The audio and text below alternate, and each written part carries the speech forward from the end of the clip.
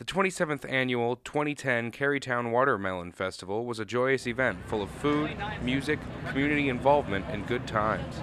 If you drove on Boulevard, you couldn't miss the smells and the sounds that radiated under the hot Richmond sun. The event, similar to other watermelon festivals held around the country, is a street festival with tons of watermelon. Richmond uses about 2,500 watermelons according to the Carytown Merchant Association's website.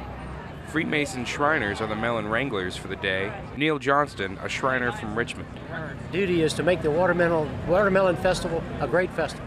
Johnston explained the specifics of the Shriners' involvement. First contacted the grocery stores. U-Crops used to provide all the melons. Now Martin's does. They provide all the melons. We have 5 separate stands up and down the street, and all of us are members of the Shrine and either car club or one of the others. We slice them. As you can see, if you were looking back, the ladies sell them and take up the money, and the people have a good time.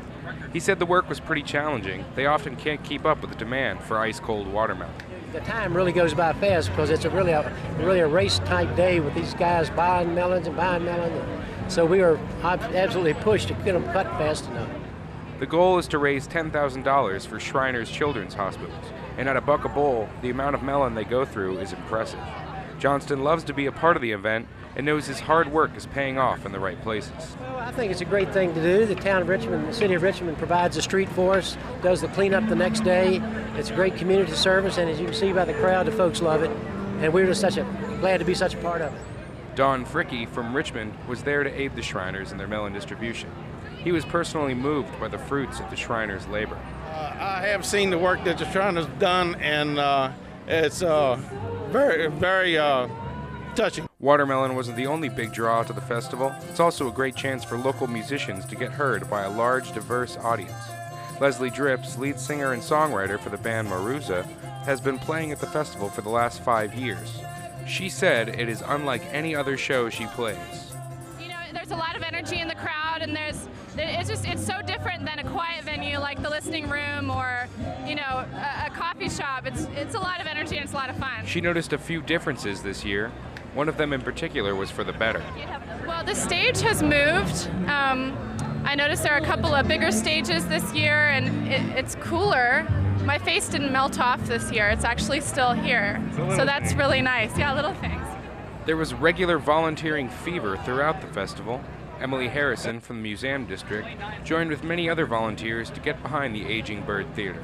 She said a recent tragic event had sparked new interest in the Richmond landmark. Yeah, it kind of came to light about 2 weeks ago when there was a robbery at the Bird Theater that the Bird's not in a great financial spot. So with the Watermelon Festival coming up, 100,000 people hitting Carytown, we decided this was a great opportunity to just raise some money and kind of help give back to a local icon. Harrison is a recent Richmond transplant, but her short time in the city made her see the Watermelon Festival was a great chance to get the word out about the bird crisis. This is kind of my first taste of Richmond, so it's awesome to kind of just come down here and see how many people want to support local businesses, support the bird, and kind of just get a couple good bites of food and get really hot and sticky and nasty and gross, but enjoy themselves. So it's been an awesome day. Their goal was $25,000 by the end of the day, and while final numbers were unavailable, they had sold out of Support the Bird t-shirts by 2:30. Local Carytown businesses had a booth set up to spread awareness about a growing concern among the community. Paige Bishop, a member of the Carytown Merchants Association, stood in front of a large banner reading, "Don't Big Box My Carytown." There's a Maryland developer that has asked for a special use permit for the building located at Elwood and Nansemond. It's called the Verizon building, and basically they're looking to change the zoning for that building to make it for big box retail. Big box being another large grocery store, a neighborhood Walmart, a PetSmart, something along those lines.